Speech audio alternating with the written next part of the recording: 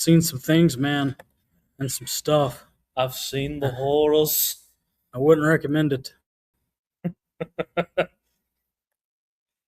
I need to show you a comedian. Every time he describes the stare of tiredness, he's like, "I look like I, served as a hero for my country. No, I'm just some loser that looks like I have." We do look rough. Seen some things, man, today. Some stuff. Wouldn't recommend it.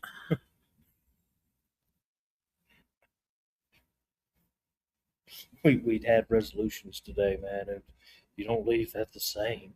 Yeah. Anyway, before we get started, the views and opinions expressed on this broadcast are not necessarily those of the SCV, GC, any division, brigades, or camps, or other subsidiaries. Strictly those expressing. Which is us. Yes. So, good afternoon. It is currently 1:07 local time here in the beautiful Commonwealth of Kentucky, and we're here for kind of a combined episode of Look Around, Chat, Daily Recap, all of that good things, wrapping up your final day of coverage for the 131st SCV National Reunion in Kentucky. In the beautiful state of Kentucky. We sound like Commonwealth. Dead gum. Kentucky Derby announcers. Yeah. And he's off in first. And he's off for the races. All right, so some things for us to report. We are tired. Yeah, we are so very tired. Never felt more like Martin Sheen's character of Robert E. Lee in Gettysburg. I'm so very tired. We are. Anyway. So, hope everybody's having a great day, having a great Saturday. All right, so I know that y'all want to know who are the new elected officers coming up for your GEC if you're a member of the SCV. And we'll get into that in a little bit. Some of the things, a little bit of housekeeping we want to go ahead and announce is that with a new change in leadership, often some things change. More than likely, we have to work with his schedule, obviously, but we're probably going to be moving Commander's Comments from Thursdays to Mondays. We have to talk to the Commander-in-Chief-elect, formally sit down with him. We had a little bit of a talk in the hallway a minute ago, but very strong potential that we'll be moving that to our Monday slot. So let's maybe looking forward to that. Of course, that'll come after. Hey, you want to resume the show August 3rd? Yeah, that's fine by me. All right, so we will be back on August 3rd. I mentioned that last night, but official. Oh no, I watched the episode.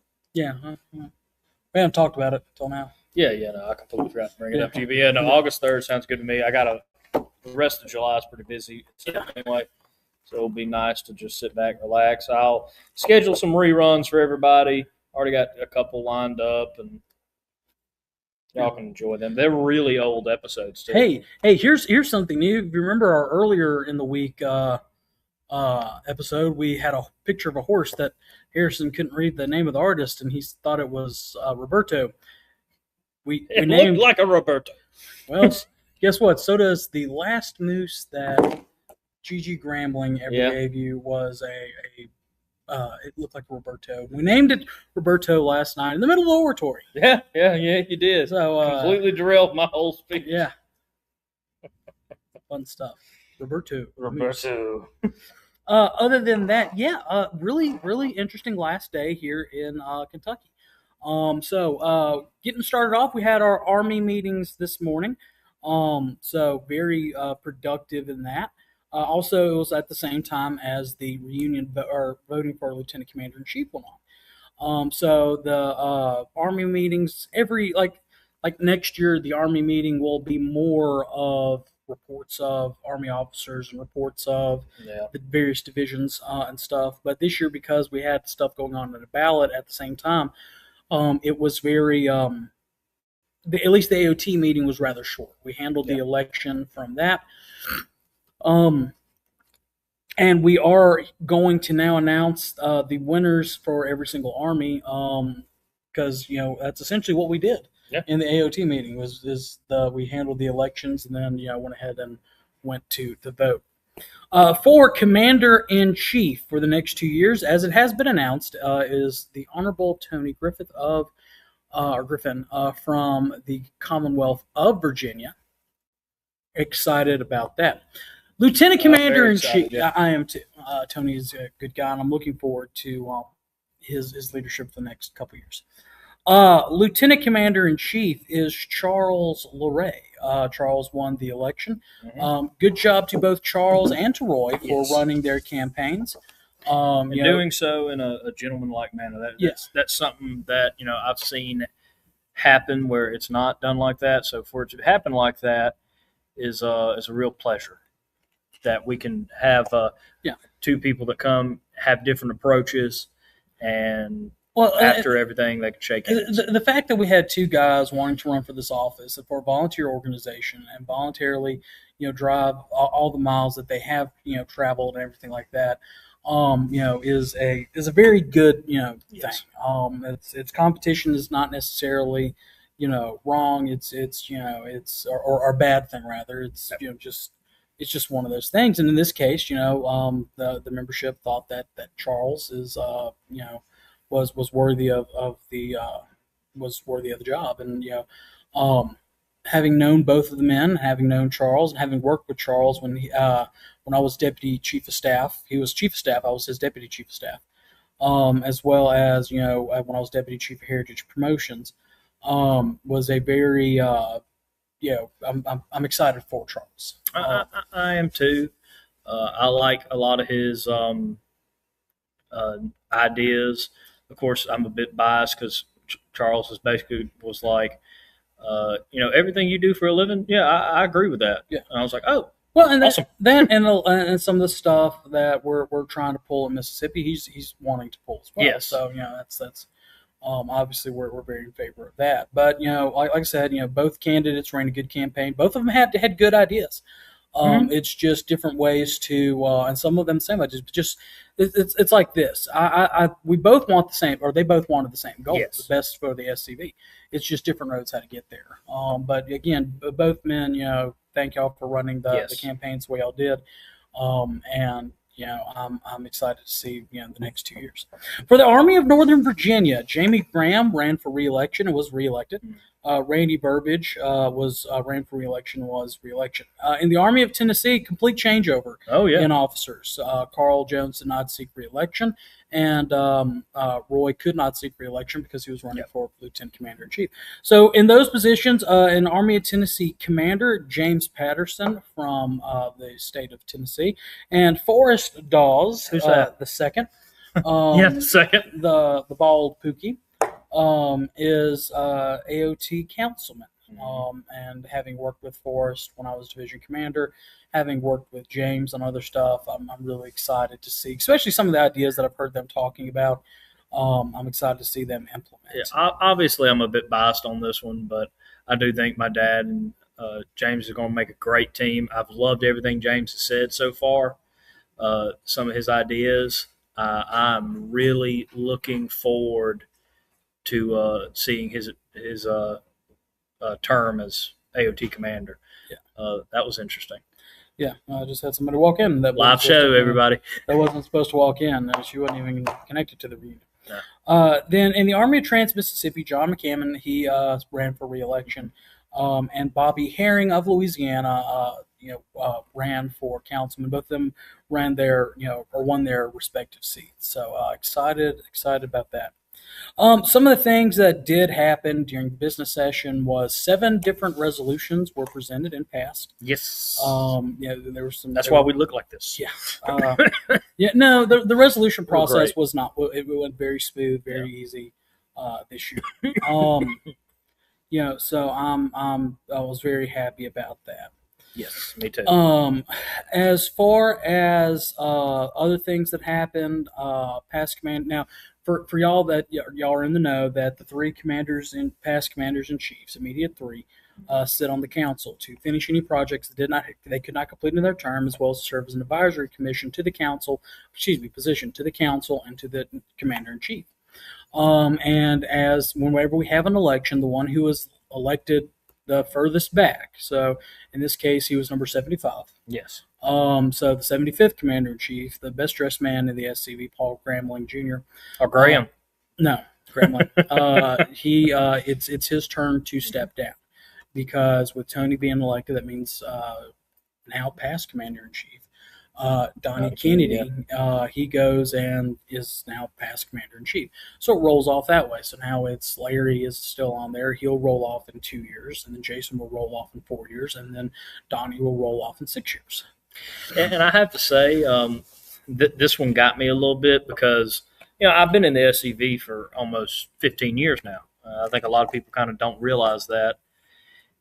But Commander Graham was probably the first commander in chief I actually paid attention to. Yeah.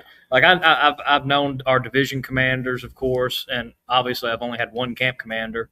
I'm not gonna lie to you, I didn't know what a brigade was until I started going to meetings about 7 years ago. But he was the first one I paid attention to. Him and Miss Linda treated me awesomely, getting me introduced to the national organization, explaining everything to me, really guiding me as a member. Hey, this is the national organization. This is how it works. This is all this, and introducing me to a new world.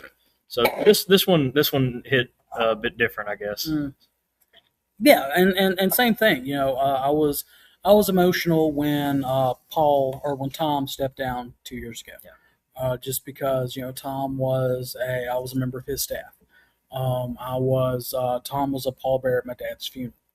I was also emotional for Paul's because, I've known Paul for all these years. Paul was at my father's funeral. He was at my mother's funeral earlier this year. The wound of losing my mother was too open and too raw for me, and I regret that now, but at that time I could not mentally go to Miss Linda's funeral. I was just like, I was too, and Paul has been like a member of my family. Paul and Linda would come to my camp's Christmas party every year. We were, exchange, like we call each other, text each other in the past, stuff like that. And it was emotional because I was thinking about all the things that happened under Paul's, terms as Lieutenant Commander in Chief and Commander in Chief. Things like the museum. Paul was on the council when we broke ground on the museum. Yep. Paul, wanted to see the building being completed, and he got to see that. It done, yeah. He kept us together through COVID. He, it began the process with the Forest Park thing, getting General Forest reburied, everything. Of course, that spilled over into past Commander in Chief McClooney's term, but it started under Paul's administration. Mm-hmm. So much other things that he did. He changed the office of Commander in Chief, and he talked about that. Having traveled from Boston to Portland and from Michigan to the bottom of Florida, being accessible and making the office of Commander in Chief accessible to the membership. Things like that. That is a heck of a legacy. And also Paul has served in various capacities in this organization, from a camp member to camp commander to brigade commander to lieutenant commander of a division to commander of a division, past chief of what is now Heritage Operations, at that point Heritage Defense in the 90s. On the council for ATM commander and counselor, lieutenant commander in chief, commander in chief of staff, chief of staff. And again, having served as his deputy chief of staff and everything like that, it has been an extreme honor to know him. And it's kind of funny. I've noticed this, and I understand it now with Paul, because when someone rolls off as commander in chief, everybody goes and congratulations. It's like, hey man, you made it.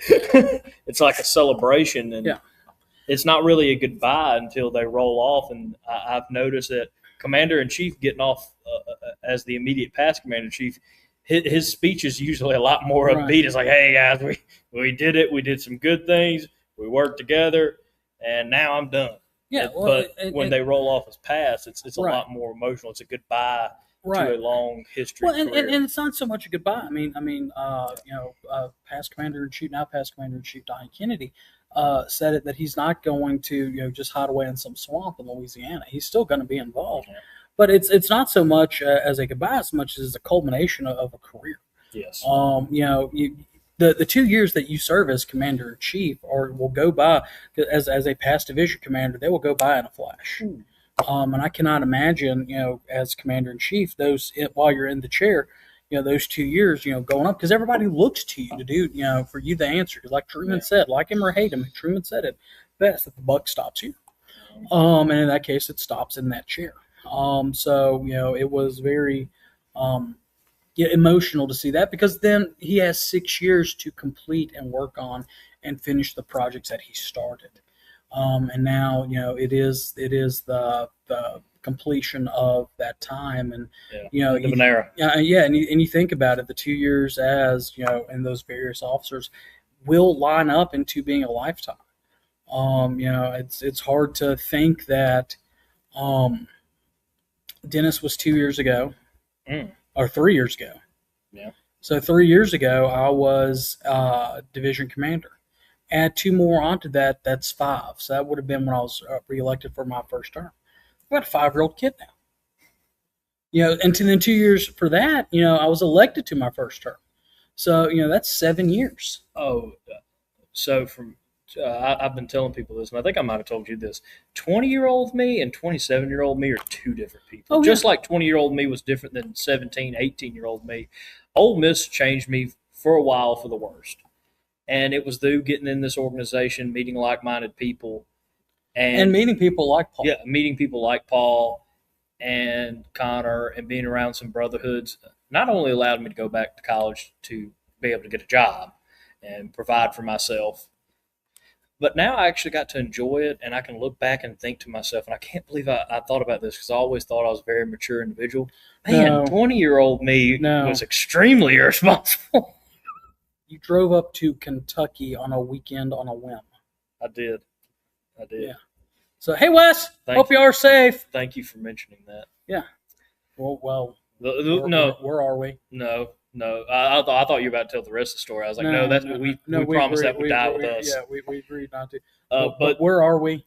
We are in Kentucky. You knew it was going to be brought up at some point. It had to. It was in the back of my mind. But, I mean, again, you're saying it like during your time in your office that your kid was born. And now she's 5.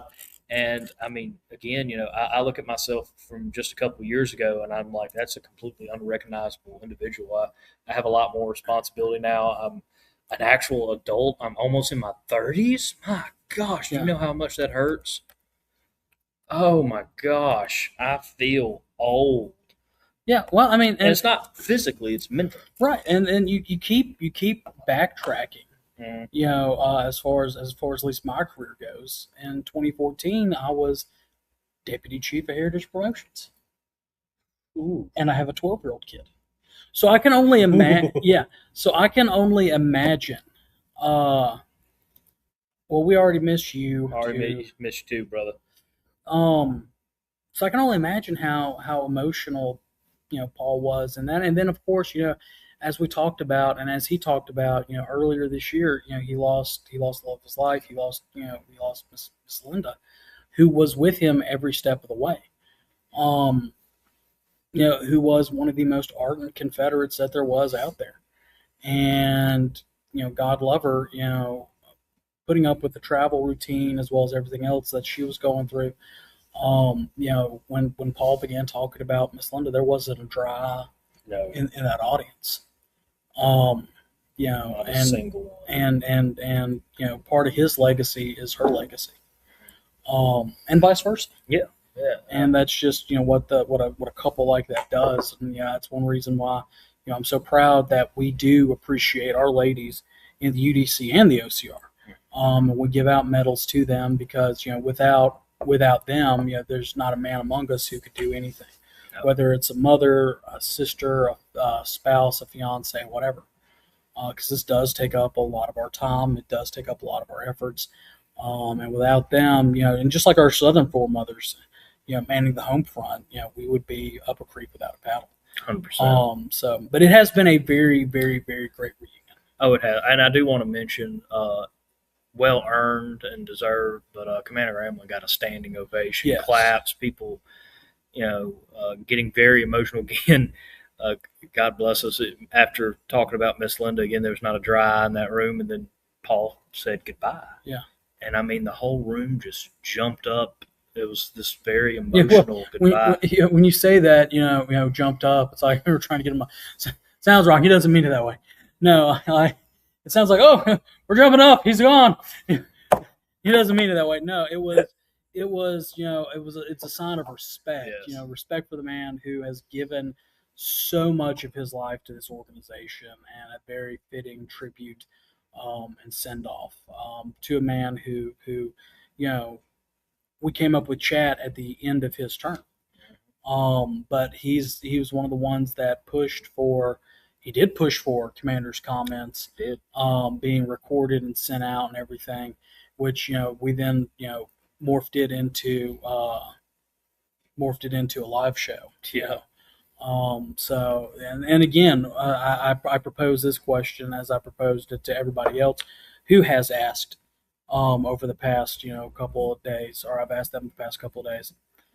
What other organization can you join where once a month you can sit down with your national leadership and ask them questions about how your organization is being ran? Yes. Don't worry, I'll wait. There's no other one I know of. I mean, you can't get a meeting with your CEO. You can't get a meeting with your chairman of the boards. You can't get a meeting with your presidents, your leaders in office normally. But here in the SCV, you get every month a chance to talk, a chance to ask questions, a chance to get updated. I mean, again, how many organizations don't update their membership but once a year at their conventions? Yeah, or if it's in some type of publication. Yeah. So that's again that is giving us the idea to burn this.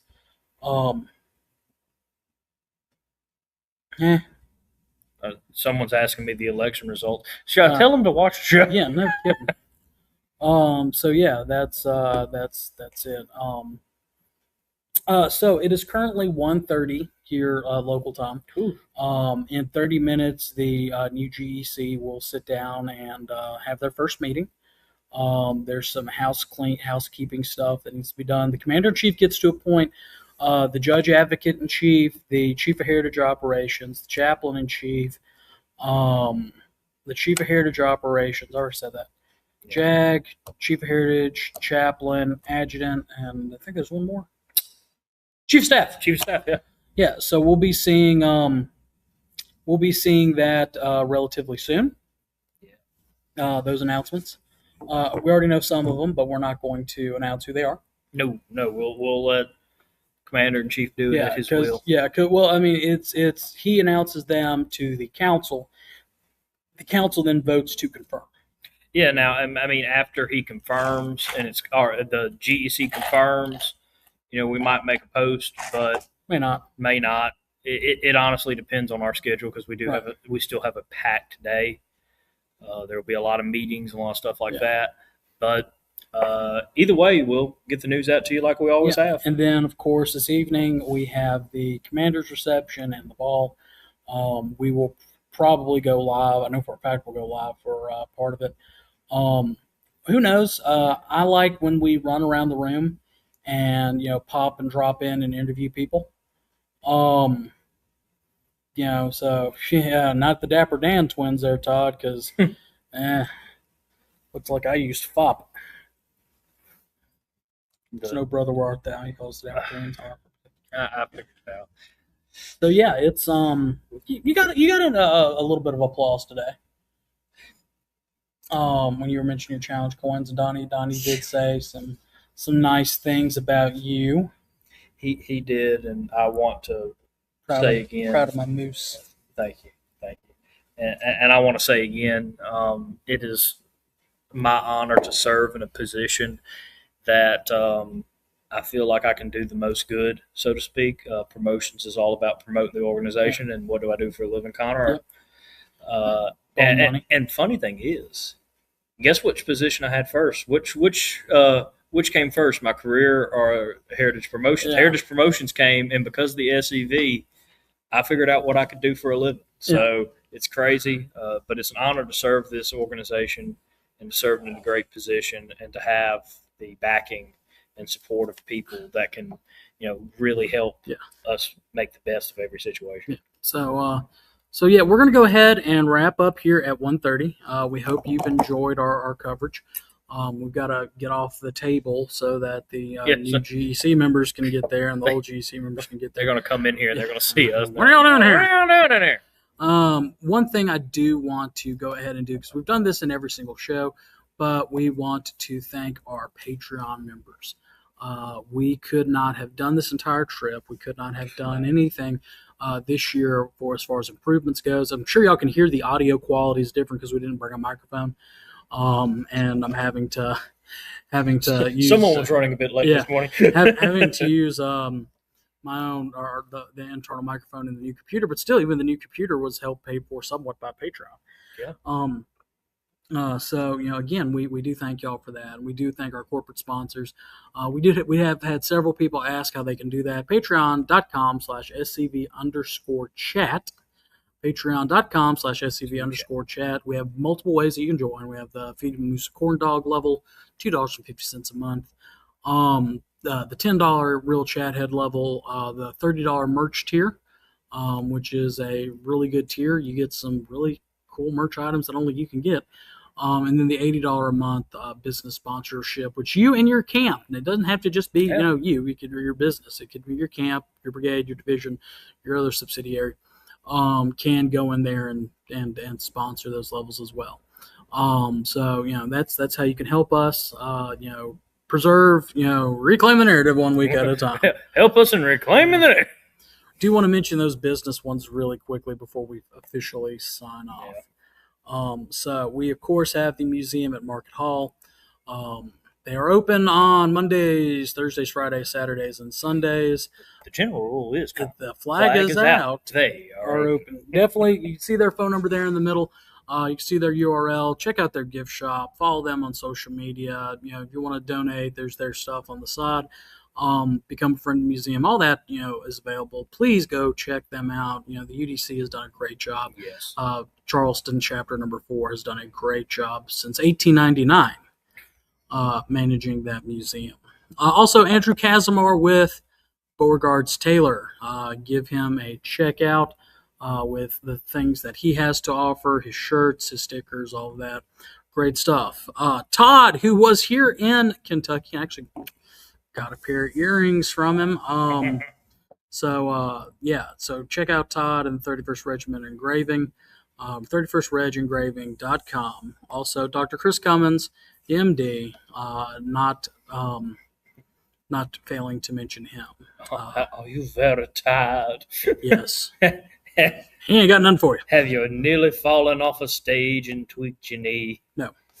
Well, if you did, by instance, why don't you go check out Dr. Chris Cummins? Why haven't you deleted these? Delete? Oh, because I might use them one day. Boxing Day. Boxing Day. Speaking of, you just missed our emotional, talking about you and your legacy. Yeah. See, this is what we say. Look, this is the legend right this here. is the best, sharpest dressed man in the Confederation. The most sharpest man.